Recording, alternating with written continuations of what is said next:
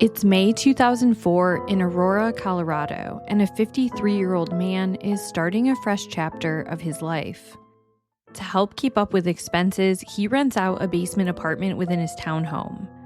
After his most recent roommate moves out, he places an ad to fill the space. Things look promising when he identifies someone interested in the place who even puts money down and signs a rental agreement. But when the homeowner doesn't show up for work, concern starts to build, and a welfare check is called in. The police who respond are met with a scene unlike anything they've ever seen before. Suspicion quickly falls on the prospective roommate, but as they try to track him down to question him, they realize nothing is as it seems. This year marks 22 years since the murder of Kite, a case that remains one of the most brutal in Colorado's history. But it's not without movement. A single piece of evidence has continued to speak over time, and police are without a doubt zeroing in on who is responsible. I'm your host, Megan, and each week on A Simpler Time True Crime, I cover older unsolved cases and challenge the idea that a simpler time meant a safer time. This week, I'm bringing to you the unsolved murder of Oakey Kite.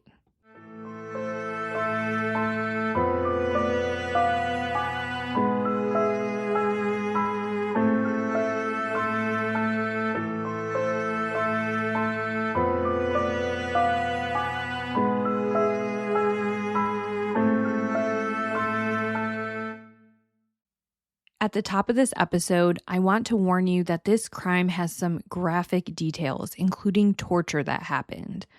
I won't go any further into the details than necessary, but some are strong clues in the direction of who may have done this. So I think they are important to include. So just please take care when listening, and I will try to give a heads up as I'm going to be discussing them. This case has developed a bit of lore to it. It's been retold over the years so many times, and it's so unbelievably scary that sometimes the narrative picks up little pieces of its own along the way. I tried my best to rely on sources that connected with law enforcement directly on this case for interviews, and I stuck as closely as possible to those. And so with that, let's get into it.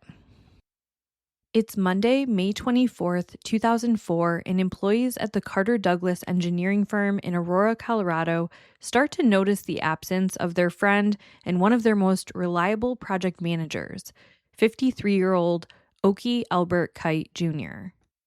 Oakey went by Ale for the most part, and that's how I'll be referring to him for the rest of this episode. It was very unlike Ale to miss work without notice, so a couple of his coworkers tried calling his home phone but got no answer. Next, they tried to call his cell phone, and this time somebody did pick up, but it wasn't Ale. Instead, it was a man experiencing homelessness who told them he had the phone and was willing to sell it back to them. The coworkers agreed, something like $10, and they arranged to meet him at a Safeway in downtown Denver. When they spoke with him, he explained that he had found the phone sitting on top of a payphone in the 5 Points neighborhood, an area where there was a larger unhoused population. Now concerned, the coworkers went through the phone looking for any of his emergency contacts. Ale was a transplant to the area, and he didn't have any family nearby, but they were able to reach his sister Barbara, who lived in Virginia. She hadn't heard from Ale either, and while it didn't immediately raise alarm for her that she hadn't, she agreed that it was out of character for him to miss work. She tried calling him herself, but couldn't get through. As more time passed, concerns started to build, and collectively, they made the decision to request a welfare check from police. When police arrived at Ale's townhome, everything looked normal from the outside. He lived in a quiet, safe neighborhood with attached homes and close neighbors. Nothing appeared disturbed. His front door was locked, and so they knocked. No answer. They called out. Still nothing. Given the circumstances, there was enough concern to believe something could be wrong. They contacted Ale's sister again and explained the situation, and they requested permission from her to enter, and she gave it. Inside, things initially looked in order. Ale was known to keep a pretty tidy home, and there were no obvious signs of any kind of struggle. When the officers called out again, there was still no response. As they made their way down to the basement, they came upon a small finished apartment space. There was a modest living area, a utility room, a small bathroom, and then the bedroom. And as they stepped inside that bedroom, they were met with a scene that none of them were prepared for. There on the floor was Kite. Al was found lying face down on the floor. His feet were positioned beneath the bed frame, while his upper body and head had been covered with a light blue bath mat. The mattress that should have been on top of that bed frame had been removed and pushed up against the basement's only window, and on top of that, there were pillows that had been stacked, effectively blocking any view into the basement space. It appeared to be a deliberate effort to conceal what had happened down there. And there was blood throughout the room. It marked the walls, it reached up to the ceiling, and it had pooled into the carpet beside him. It was immediately clear that whatever had happened here had been both violent and prolonged. And just a quick content warning, this next part is where I'll discuss a bit more of the graphic nature and details of the crime scene. Although he was not bound when he was found, investigators observed clear and distinct ligature marks on his wrists and ankles, indicating that he had been tightly restrained at some point. The marks themselves were unusual, with impressions consistent with a braided cord or rope, and they suggested a methodical approach where restraints may have been applied, adjusted, or removed over time. There were these crossover marks on his arm and restraint marks around his wrists and above his elbows as well, and also around his feet. It indicated that he was hogtied, but in an unconventional way, because the way he was hogtied, that meant the bottom of his feet were exposed, and the injuries to his feet showed that his feet had been repeatedly beaten, brutally. Just there was cut marks and bruising and whip marks and all of these things all over his feet. The rest of his body also showed extensive injuries. There were multiple stab wounds across his upper torso, along with a large wound to the back of his head. Based on the evidence at the scene, investigators believed that at least one of the stab wounds was delivered with such force that when the weapon was pulled back, it struck the wall behind him and chipped the drywall. There were also wounds in particularly vulnerable areas, including inside his ears and above his eyes, pointing to a level of precision and cruelty that is just difficult to comprehend. Agent Tom Sobieski described it as, quote, just a crazy amount of torture, and he barely got that line out in his interview, and you could tell it was choking him up to talk about it decades later. Based on the degree of bruising that took place and the way the blood was found and where it had dried, it was suspected that the attack and torture went on for hours. But ultimately, the wounds that I just described were not what were fatal. In the end, Al died as a result of a slash to his throat where he was nearly decapitated. I'm of course skipping ahead a bit because some of those conclusions came as the result of a detailed autopsy, so let's rewind again to Al being discovered. Once Al's body had been removed by the Arapahoe County Coroner's Office, the scene was further processed. As I mentioned, whatever had been used to restrain Al was no longer at the scene. It appeared the person responsible had taken those items with them, but they didn't get everything. Investigators did recover a small piece of rope in the basement, measuring just about 1/4 inch. It was easy to miss, and that's exactly what they believe may have happened, that in the process of removing the restraints, a fragment had been left behind. Given the sheer amount of blood in the basement, they began collecting samples to determine whether it all belonged to Al, or if some of it could have come from the person responsible. And one particular area stood out. Away from where the main assault had taken place, along the path leading up to the stairs, investigators identified what appeared to be a small blood transfer stain. Right beside it, a single droplet of blood. It was subtle and easy to overlook, but its location mattered because this wasn't in the area where Al had been attacked. This was a space the killer would have had to pass through while leaving. As they continued to piece together clues from the crime scene, investigators began to notice something else as well. The home appeared to have been meticulously cleaned. Surfaces had been wiped down so thoroughly that in certain common areas, there were no usable fingerprints recovered, not even Al's, in a space where he lived every day. And then there was the kitchen sink. Inside, investigators found what appeared to be an entire butcher's block worth of knives, along with a honing rod and a set of keys on a red keychain. The drain had been plugged and the sink was filled with water and what had been a mix of bleach, killing any evidence that would have been found on those items. There are a few different schools of thought when it comes to what was found in the sink. On an episode of The DNA of Murder with Paul Holes, investigator Paul Holes suggested that the killer may have handled multiple knives earlier on, possibly pulling them out one by one to decide on which one to use. And then in doing so, he may have realized later that he had potential evidence on all of them. So he just dumped them all in to try to clean everything at once. Another possibility is that placing the entire set of knives in the sink was intentional, a way to muddy the waters, to make it more difficult for investigators to determine which, if any, had actually been used. At the same time that the physical evidence was being examined, investigators were trying to learn more about Al so that they could gain clarity on who may have done this. At the helm was Agent Thomas Sobieski, and according to him, in all of their interviews, they couldn't find a single person who had a bad thing to say about Al. To give you a little background on him, Al was born on May 7th, 1951 to Edith and Oakey Kite Sr., and being a junior likely played a role in why he went by his middle name.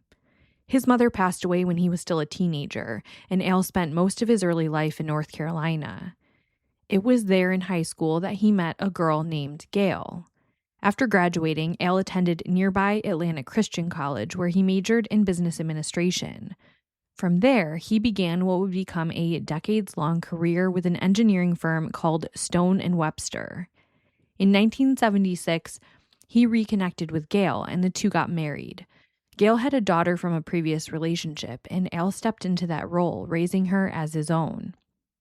Over the course of more than 30 years with Stone and Webster, Al moved all over the country for work. He spent time at the Surrey nuclear plant outside of Richmond, Virginia, and went on to live and work in New York, Nevada, Texas, Massachusetts, Wyoming, Tennessee, and even overseas in Algeria.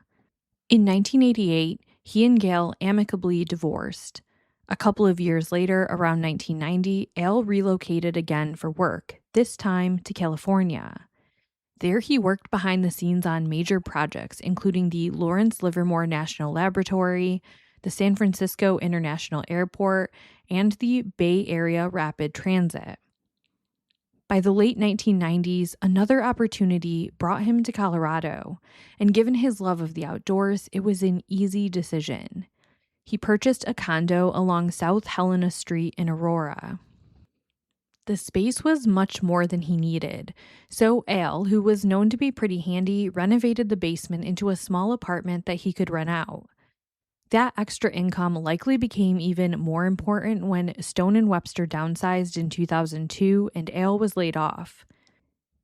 He didn't stay out of work for long, though, and soon landed a new role at the engineering firm where he was working at the time of his death. We don't know much about his previous tenants, but we do know that just a few months before his murder, they gave notice that they planned to move out in May of 2004. Al had a close circle of friends, and at the time, he had recently started seeing a woman named Linda. As investigators began speaking with the people closest to him, one detail kept coming into focus: that open basement apartment. Because it was starting to look like whoever was responsible for Al's murder may have come into his life through that vacancy.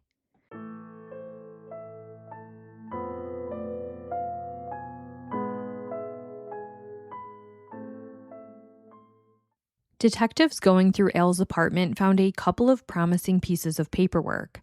One was a rental agreement dated May 18, 2004. It had all sorts of identifiable information on it, and the person listed on the lease of sorts was a man by the name of Robert Cooper. There was an address listed at the top, a social security number, driver's license number, and in the trash was a piece of paper that had the name Robert on it and a phone number.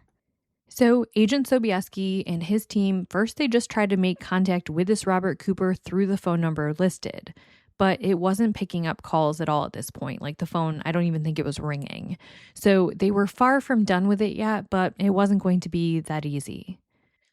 So they submitted a warrant for the phone records and began looking into other details that had been provided, along with talking to the people closest to Ale in his life to see if they had heard about this potential roommate from Ale. And as far as that goes, that they lucked out on. Ale had been talking about Robert Cooper to his friends and to his girlfriend in the weeks leading up to his murder. Ale had placed a roommate wanted ad, and he had called Linda to tell her that he had someone interested. He actually invited Linda over for dinner on a Friday night a couple of weeks before his murder, and when she arrived, she said that Ale told her that a man was there seeing the apartment, that his name was Robert Cooper, and that he seemed really interested and would she want to meet him. And she said yes, but she just had to use the restroom really quick. When you walked into the condo, the bathroom was up the stairs, and the man we are calling Robert Cooper, he's in the basement. So she uses the bathroom, but then when she comes back out to meet this Robert Cooper, she sees him walking out the front door in a hurry. To this day, we don't know what he told Ale to get out of there so fast and what excuse he made, but he did. Linda said that he appeared to be in his late 30s or early 40s, and she could see that he had curly dark hair. Other neighbors had reports of seeing Robert on that day and days around it, but his behavior was odd. One even tried to warmly make small talk and acknowledge him, and he just looked right through them, they said, like acted like he didn't even hear them. And if you see the setup of Ale's neighborhood, which I'll have a picture on the podcast Instagram at Simpler Time Crime Pod, you'll see why it was likely Robert would have encountered neighbors. Besides just the houses touching each other like row houses, there's kind of this small sidewalk and green space in between them. And then there's another row of houses facing the others. So everything's just in really close proximity. An important thing to note is that some people remember seeing Robert Cooper walking with a cane in his right hand with kind of a limp, and some remember him without one and no limp. And just of note, nobody ever saw him arrive in or drive away in a vehicle. In talking with Linda and some of Ale's other friends, they found out that Ale had been excited because Robert wanted the place. Robert had told Ale that he had recently relocated to the area from somewhere on the East Coast for his job at Wells Fargo, and he even specifically said which branch, which was not far from the townhome. He said he was temporarily living with his sister, and that's why he was so eager to find his own space. And with that, Robert put down the security deposit and half of first month's rent. What we know is that on May 18th, he signed the paperwork, and in total for everything up front, he had given Al $1,000 to hold the place for him. But he didn't move in immediately, and Linda recalled something about furniture, that he was going to have a hard time fitting it in the basement, and that's all she could remember of what seemed like a fairly insignificant conversation she was having at the time. And this lined up a lot with something Al's best friend said about his conversation with him on Saturday, May 22nd. So to get into that, let's discuss what police were able to find out about Al's last movements and any clues they may have provided. Early Saturday morning, Al drove Linda to the airport because she was flying out to see some family in Virginia Beach. The two had been seeing each other for a while now, and on this particular car ride on their way to the airport, they decided to officially start using the boyfriend-girlfriend title. She said goodbye to him and promised to check in along the way, and Al headed out to meet up with his best friend, who he was doing a construction project with somewhere in Denver. At one point while on the project, Linda called Al during her layover, and the two were being really playful with each other, and she said they were overdoing it on purpose about their new relationship status, saying things like, "Hi, boyfriend, nice to hear from you, girlfriend," and he was in a great mood. Sometime at or just before 3, Al and his friend wrap up and they make plans to actually get together that night again for a drink, but Al had to head home to take a shower and stuff and get ready. But Al does say that his new roommate is going to be stopping by, Robert Cooper, that he's going to be stopping by and he's going to help him move a chair or another piece of furniture to the basement. After this, at around 3:30 or so, Linda lands and she calls Al to check in and let him know that she arrived safely to her destination. And she said that Al seemed off when she called, just quiet, not himself.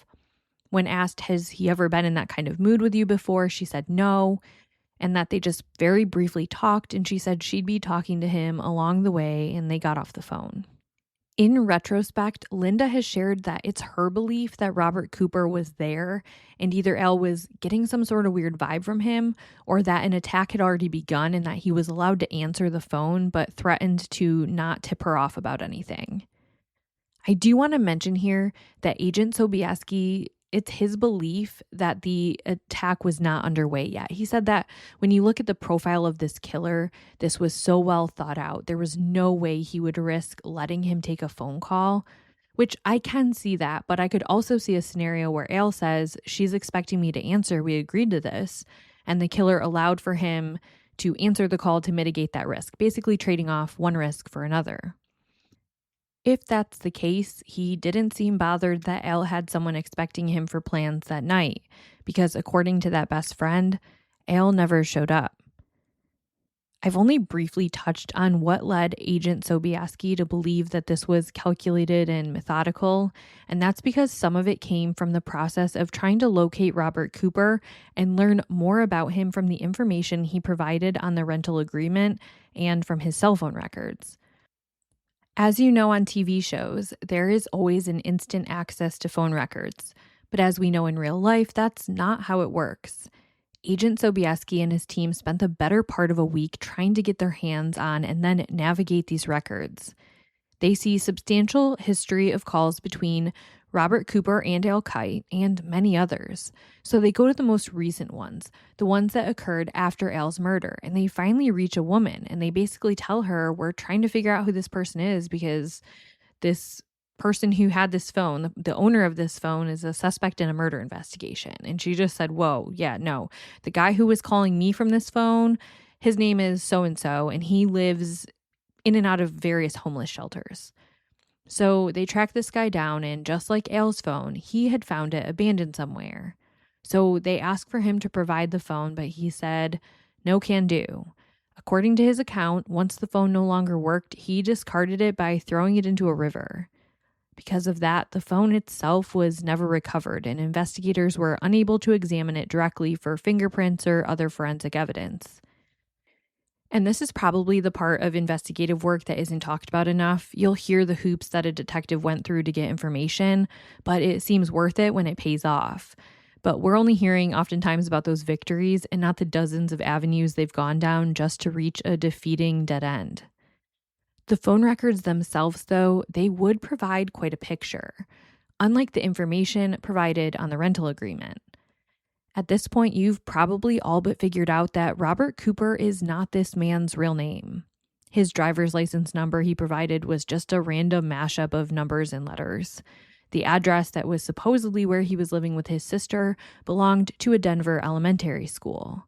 There was another phone number listed. I can't remember if he said it was his sister's phone number or a reference, but that belonged to a local retirement home in Aurora, and none of them said they knew Robert Cooper or his sister. The social security number, that belonged to an 80-year-old woman in Indiana. So yeah, the whole thing was bogus. So detectives had to dig in to find more information, both about the phone itself and his call logs.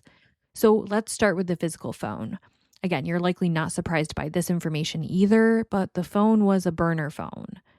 They were able to determine that it was purchased at a 7-Eleven store at 4040 East 8th Avenue in Denver, really close to the University Medical Center. They went to the store and found out that the phone was purchased in March of 2004, over 2 months before Al's murder. The phone was purchased with cash. Of course, Agent Sobieski wanted to know if they had surveillance footage because this could be huge. But get this, they only keep surveillance for 30 days. Okay, we've heard that before. But what you haven't heard is that the man who purchased this phone waited until day 31 to activate it and start using it. Whether he knew that the surveillance schedule was like that or that was just a coincidence, it's still pretty crazy to think about. He also traveled all over when placing these calls, pinging off different cell towers and many, many miles apart. And this was knowledge that was much less common to have at the time. Now we talk about cell phone towers and pings, and it comes up in investigative TV shows all the time. And I feel like it's much more common knowledge. But back then, it wasn't. As investigators meticulously went through the phone records, a pattern began to emerge. The man who used this phone was not making personal phone calls. He had been calling dozens and dozens of people who had ads out for roommates, paving the way for a chilling theory. Whoever was posing as Robert Cooper had been searching around trying to find a victim.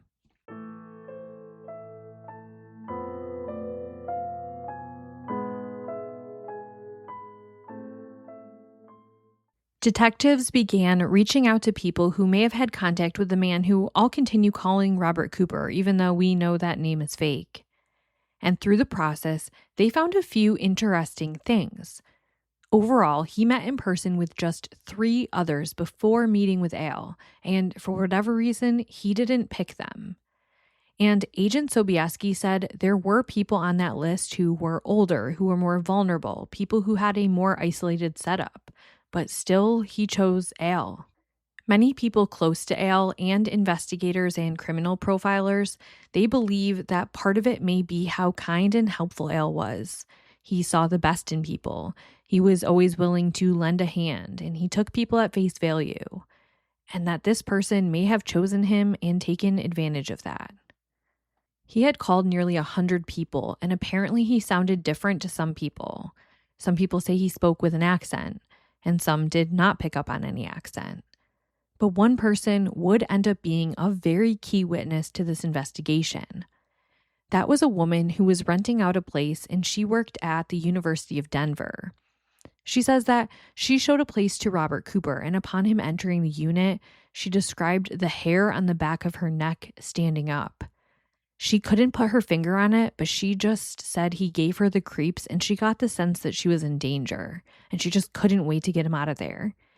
He didn't seem to have a lot of pertinent rental questions, the ones you'd ask if you were typically interested in the place. In fact, he seemed preoccupied with checking out the windows in the unit, and he made a sexual innuendo to the woman that made her uncomfortable. In this instance, she said he did not have a cane, but he did speak with a specific accent. And she was an expert at this because she was a professor who specialized in something like European linguistics, and she said that he had a distinct Romanian accent. Keep that tucked away because that's going to come back up a little bit later. Interestingly enough, this woman had placed her ad specifically in the library area in the University Medical Center campus. This was not a library that you just stumble into, and several of the others were from there too. Many of the people he contacted had only posted in that library. So did this killer have some connection to the medical center? Was he working at the hospital or a medical student at the university there? Detectives did rigorously look into that, but couldn't come up with any definitive tie or even a potential suspect. Based on what Linda was able to provide and those who had seen Robert Cooper, such as this woman who feels lucky to have survived that day, they put together a couple of composite sketches with various ages because, again, people were reporting different appearances, and it seems like he was changing his appearance as he met with different people. He did always use Robert Cooper as his consistent alias, though.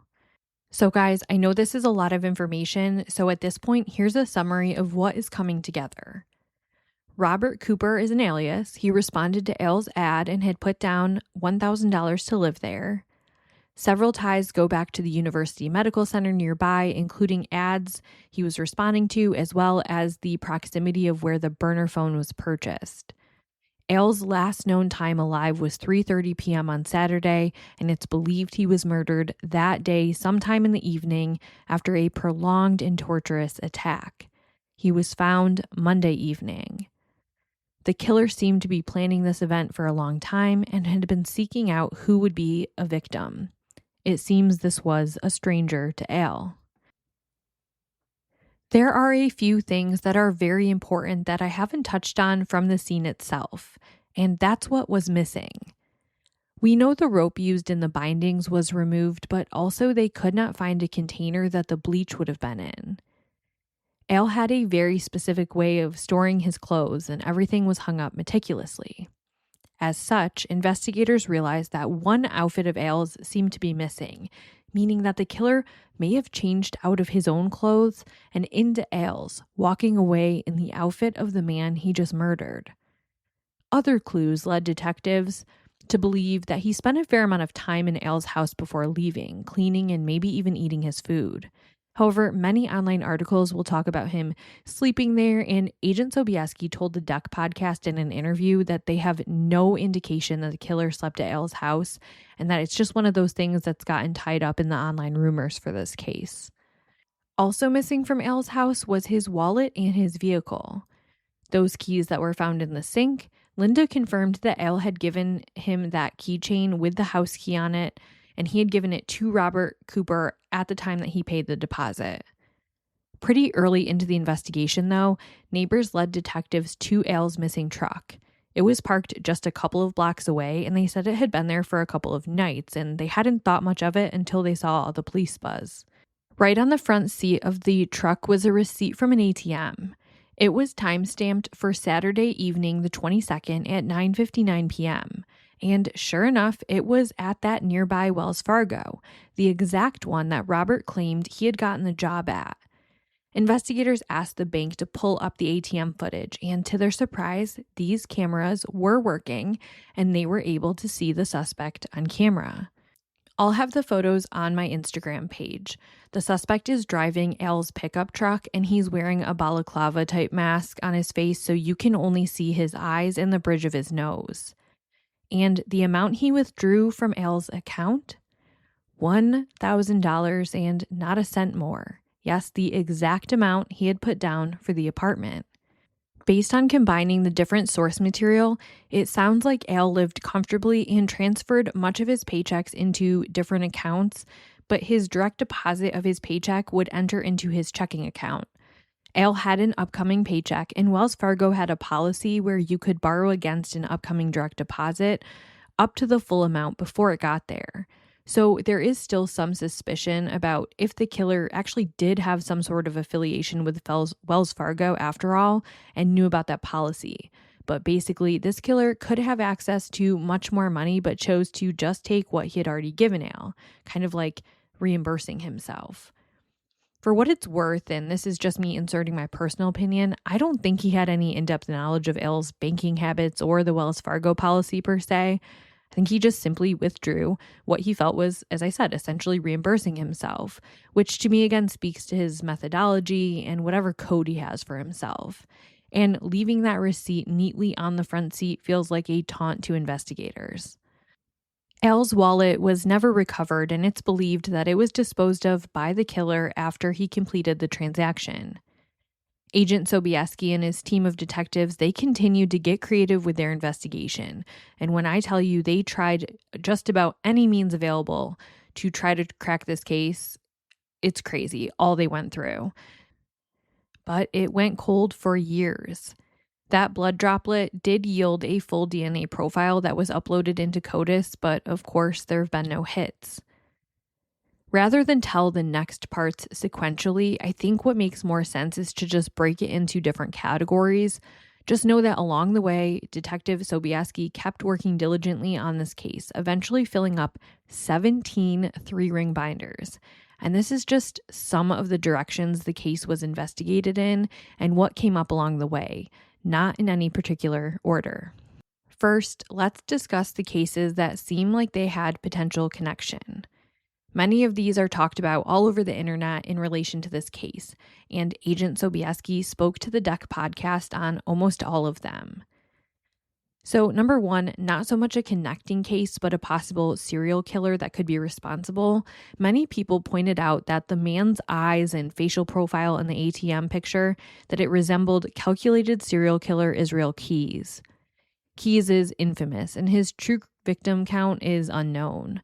And we will never know because he died by suicide while in prison, but he planned out murders for months at a time. Sometimes they took place around the country. He sometimes left these things basically kill kits around places he was scoping out. And what's creepy is that some people have discovered them after he was arrested and after he died. According to Agent Sobieski, they compared Key's DNA to the profile found at the scene of Ailes' murder, and it was not a match. So that's been ruled out. Number 2, next is the case of engineer Lee Scott Hall. He actually worked at Lawrence Livermore Laboratories, just like Kite. In October of 2000, Lee was found beaten and stabbed to death in his home, and so the way in which he was killed and the fact that he and Kite had ties through Ailes' former workplace, that absolutely raised some eyebrows. However, as investigators dug further into the connection, they learned that Lee was central to a whistleblower investigation into a federal government weapons contract that may have exposed a waste of taxpayer dollars to the tune of, billions of dollars. He was murdered the day before the next steps were going to be taken in that case, and it's really convoluted, and I don't want to distract too much from this case, so I've linked an article if you're interested in reading more about it. But his case does still remain unsolved, and there was no DNA found at the scene. However, Agent Sobieski said that there were witnesses and a possible suspect sighting in Lee's driveway on the night of his murder, and that suspect was a black male. And the suspect in Ailes' case, as we know, was white. So for the most part, it seems like a dead end. Another similar case was the murder of a man in Lincolnshire, England in 2009. His name was Alan Wood, and his case seemed to have a lot of similarities. He had been stabbed and tortured, he was in his 50s, and he was found in his home just like Al. And he even had a very similar neck wound to Al. His cause of death was also a cutthroat, and the suspect was seen using Alan's ATM card. But once again, the DNA in that case was not a match to Robert Cooper's. Number 4, maybe the most eerily similar, was the case of realtor Mike Emmer out of Washington State in early 2001. If you ever watched the show Unsolved Mysteries, you may remember this story and its terrifying dramatic reenactment. In January of 2001, Emmer, a real estate agent, was showing a home to a man posing as a prospective buyer who called himself Steven. He had shown the house to him actually the day before, and Steven said he wanted to see the house again. Later that day, the homeowner returned to find the front door ajar and water running upstairs. Inside, there was a small trail of blood leading to the bathroom, where Mike had been stabbed 19 times and left in the tub, with the water still running. Investigators believe that the scene showed clear signs of planning, including the possibility that the suspect had chosen the home in advance because of how isolated it was. Mike had told his wife that the man had an East Coast accent. He said that Steven had presented himself with a cane and possible limp. But investigators later believed that that may have been part of his disguise.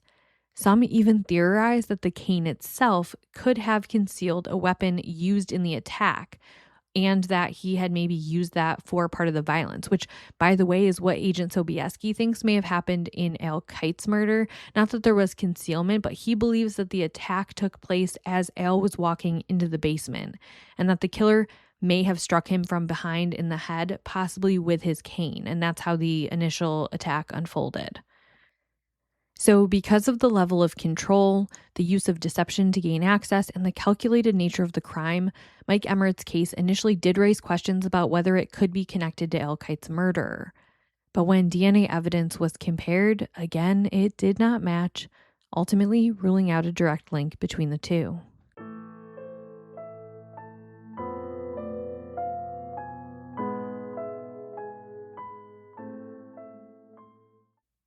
Earlier in the episode, I mentioned that Al's case was featured on the DNA of Murder with Detective Paul Holes.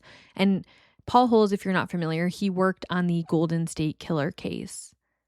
Paul Holes examined this case in 2019 and brought in a variety of experts on relevant pieces to the case. He met up with binding expert Lindsay Philpott, who recreated the way Al was likely tied up based on the ligature marks on his body. And I highly recommend checking out the full episode. You can buy it on Amazon to stream it for like $2 or $3, and I have it linked in the show notes. He suspected that the perpetrator could possibly have been a sailor or somebody with specialized military training because the way he did this, he would have been able to tie Al up quickly and overpower him quickly.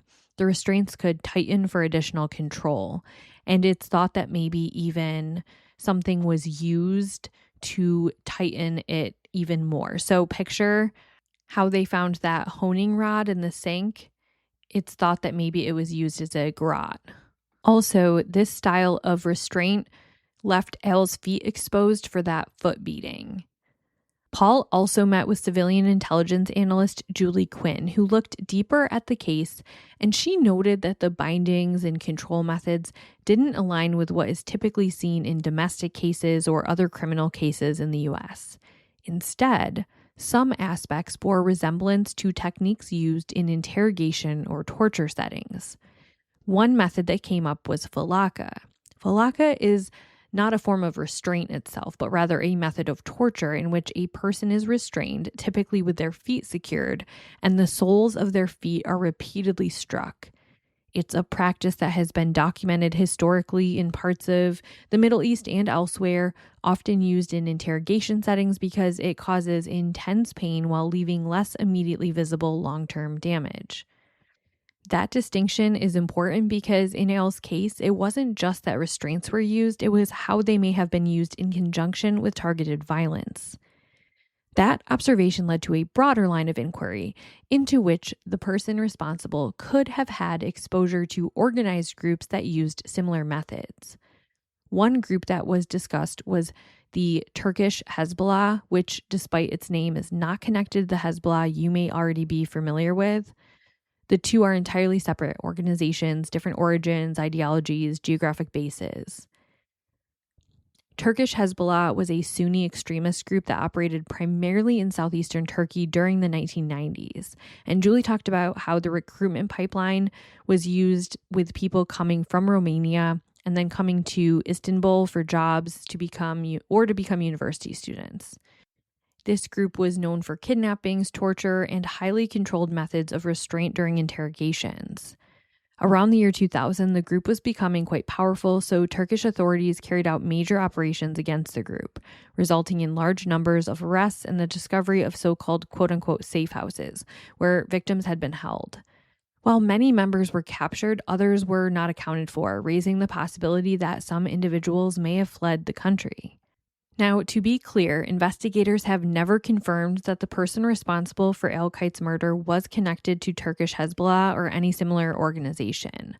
But the level of control, the very specific, unusual restraint methods, and the apparent familiarity with torture techniques were enough to make this line of inquiry worth exploring.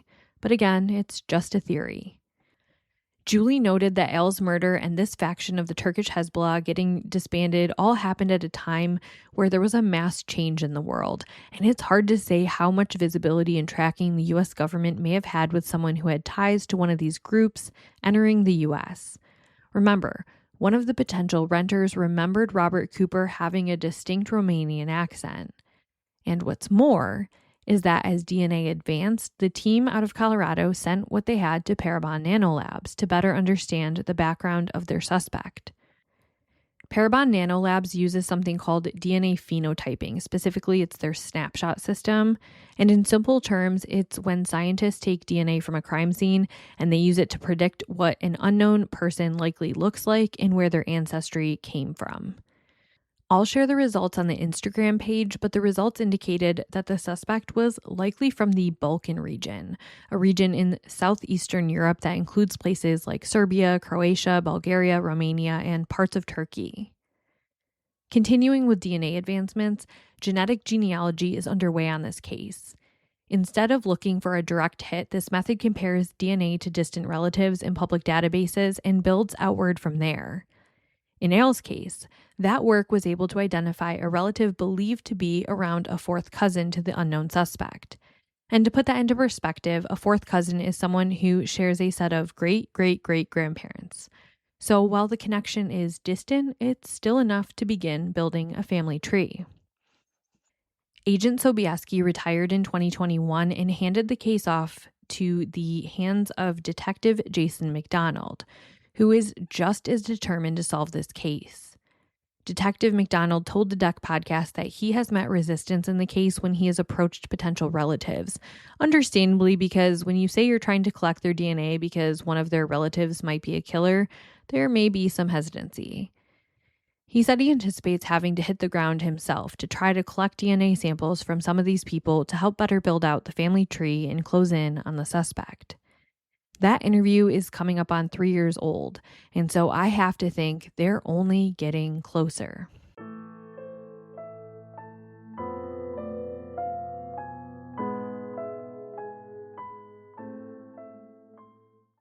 There have been profiles done on the unknown killer in this case by both the FBI and private entities like the consultant utilized for the Paul Holes episode, profiler Sharon Hagen. And here are some of the pieces that they have come up with. He is intelligent, brazen, and self-confident. Control is important to him in all aspects of his life. He is likely a loner with not a lot of close personal relationships. Based on how he placed almost all of his calls in evenings and weekends, he likely has a 9-to-5 job, and you wouldn't suspect that he is a killer. He possibly was in law enforcement at one time or was rejected by law enforcement or a similar role, and he enjoys toying with police officers and playing games. He may have specialized training or have belonged to some sort of military group.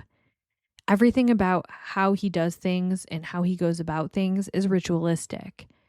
He is likely sadistic, and something about sadistic offenders is that they're very caught up in fantasy and preoccupied by rituals. Everything done to Al was calculated. He likely has bondage pornography, but it's not necessarily a sexual thing for him. It's all about the ritual and control. Most offenders cannot delay satisfaction. However, this one can. He could go through long periods of time and be very careful and diligent about when he strikes. Sharon Hagen said this would be something that developed strongly over time, and it would be a lifelong way of being for him. She ended by saying that he was very dangerous, and if he is still alive and not in prison somewhere, he is of great risk to the public. She also believed that he would tune in on any coverage of the case to see how close people were getting it right. Outside of the day of his murder, Al Kite was someone who was settling into a new chapter of his life. After decades of moving for work and building his career, he had landed in Colorado, a place that fit him. He loved the outdoors, the pace of life, and the friendships he was making. He was known for enjoying the little things, keeping a clean, comfortable home, sharing his love of cooking for others, tinkering with things, and staying connected with friends, building a routine that felt steady in his own. The people who knew him described him as someone who would help anyone. He was kind, approachable, and trusting, the kind of person who opened his home to others, literally and figuratively, without assuming the worst in people. And that trust, that willingness to see the good in others, was simply part of who he was, something that a cruel and calculated monster took advantage of for their own sick desires.